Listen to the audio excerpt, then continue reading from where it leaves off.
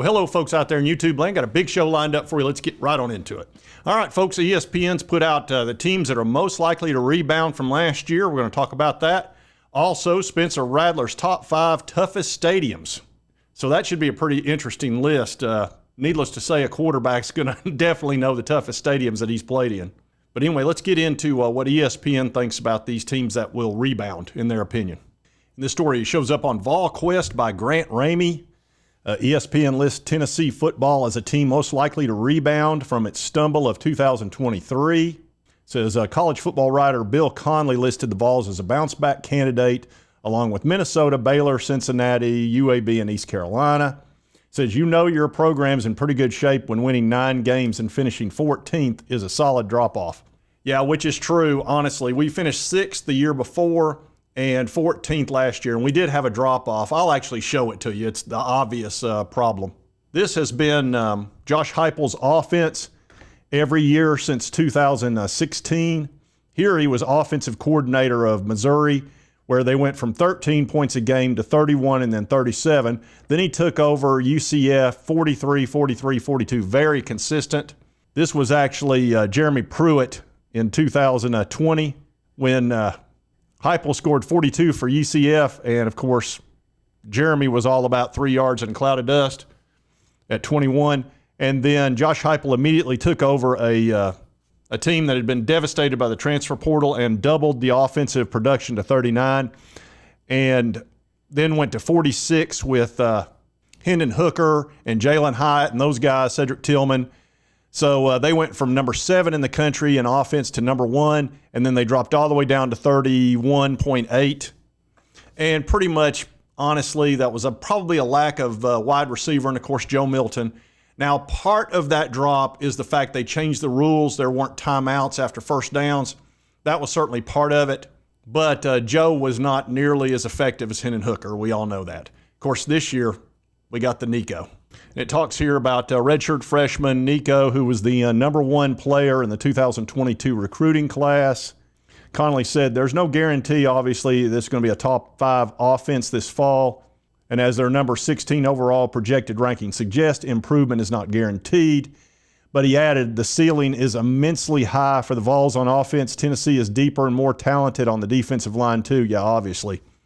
Look, our defensive line is fantastic. It's probably, I would not trade it for any other defensive line out there. That doesn't mean there aren't some as good, like a Georgia, maybe an Alabama, maybe Ohio State, but we're right in that conversation. James Pierce is the best player in the country on defense, and I expect him to get a dozen sacks this year, something along those lines. Now, they're going to have to specialize on him a little bit as far as blocking, but he'll just go to the other side. It doesn't really matter. And there's plenty of other great players that are going to show up this year on the defensive line, because if they focus on Pierce, that just makes it easier on the other guys. And we were number 1 against the run last year until the last week. We finished number 2, which is fantastic in the SEC, by the way. Our big issue is defensive backfield.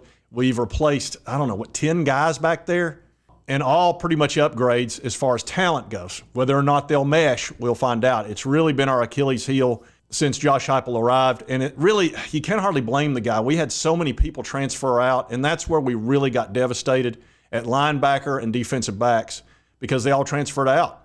That was the one thing about Jeremy Pruitt. He was a very good defensive coordinator, and he knew how to recognize talent, and he had quite a bit. We just didn't win because he was terrible as a head coach. It talks about the schedule. I think we've got a good schedule. The tough ball games, Georgia, Alabama, and Oklahoma. Other than that, the rest are very winnable. Florida's at home. Kentucky, I think even Kentucky's at home. So Georgia away's number 1 toughest game. Alabama at home, and then Oklahoma away. If we can go, if we could go 2-1 out of those 3, that'd be amazing. I don't know that we could. Probably 1-2 is probably what it's going to be. Then we got to win all the rest of our games, which are very winnable. 10-2 is what I expect out of us, which would get us in the playoff. And I like that. I like winning 9 ball games, and they're talking about us bouncing back. That's good. I guess people got used to us winning 11 games. I could get used to that. All right, now let's get into Spencer Rattler's top 5 stadiums that he thinks are the toughest that he played. It says Spencer Rattler saw it all at Oklahoma and South Carolina. Yeah, he sure did. He was the starting quarterback for both till he got replaced at Oklahoma and transferred to South Carolina. And by the way, I thought that was a great pickup by the Gamecocks. Look, he's a terrific player. He's a 5-star. Now, he didn't necessarily play up to what people thought he would, but look, he's in the NFL, and he's certainly an NFL quality quarterback. We're going to go from 5 to 1. Number 5, he's got Kansas State. Now, that was back when he was in the Big 12, and honestly, I don't know how tough that is. I'm sure it was for Oklahoma because Kansas State's a pretty darn good program, but I really want to focus on the top 4 because I know those programs much better. Number 4 is Clemson. He said, now this was a win Rattler was very happy about, having taken down the in-state rivalry. He says, we beat them in their house, snapped a 40-game win streak. That was a tough place to play. At noon as well, we won that game. The unranked Gamecocks won this by the narrowest margins, 31-30. And you'll remember they had followed that up with a miracle win at Tennessee, where they had played really poorly most of the year. They had really, their offense was terrible. The previous 2 games against Missouri and Florida, they scored like 16 points total. And then they magically scored right at 100 points against Tennessee and Clemson combined, 16 to 100, 550% increase in the offense for some reason. We don't know why. Number 3 is Georgia. Said we played Georgia at noon between the hedges, should have beat them. I do remember they gave them a game. So the Bulldogs lived up to their reputation. That defense took over and then just kind of wore them out. I remember that game. I think they were up like 14-0, and then they just got sort of hammered in the second half. Georgia's defense took over. But Georgia is tough. Look, it's not the location or the stadium. It's the fact that team is loaded with 5-stars, and their coach, Kirby Smart's very good, and he's a great defensive mind. They're just hard to beat anywhere, much less at home. All right, number 2, Neyland Stadium. Says Rattler's second toughest road trip. That was Neyland Stadium at Knoxville, Tennessee at night. They did a blackout, flew the Jets over. Pretty crazy game. Talks about it was a landslide, 41-20. Look, that game, he was lucky to survive it. We went after him. I've never seen any guy get hit as much. Now, he got sacked more that year in the North Carolina game. He actually got sacked in that game 9 times. 9 times? 9 times. Yeah, 9 times. I can't remember how many got sacked against Tennessee, but it really didn't matter. We ran him out of his own end zone. He literally never had any peace in that game. We hit him and hit him and hit him, and it was pretty much over by the time halftime arrived. And look, that was our revenge game because they had beaten us somehow the year before when we were the number 1 offense in the country, and they couldn't score at all, and just somehow they won that game. A lot of people think they had help from Connor Stallions and the Michigan Wolverines. Allegedly. But, I take a lot of grief for mentioning that, but I think that's what happened. But I can't prove it. One day maybe I can. And number 1, Florida Gators. It is a tough place to play. Said Florida was a tough place. We didn't win that game. That's a tough one.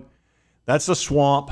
The swamp is very difficult. Says having 88,000 Gator fans doing the chomp at you is a unique experience. South Carolina was steamrolled in that 2022 meeting, 38-6. Yeah, that's where they scored 6 points. Right before they scored 63 or whatever with the VOLS, 9 straight touchdowns or some insanity. And, of course, they had their special wristbands that game against Tennessee. They didn't have them against Florida for some reason. Who knows why. Anyway, I'm not happy that we weren't number 1, but number 2 is not too bad. And look, the swamp is very I hate to admit it. I can't stand Florida. They are my nemesis. They are my Newman. Hey. Hello, Newman. Hello, Jerry.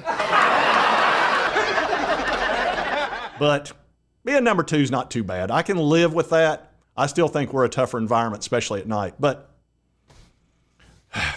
dang, Gators.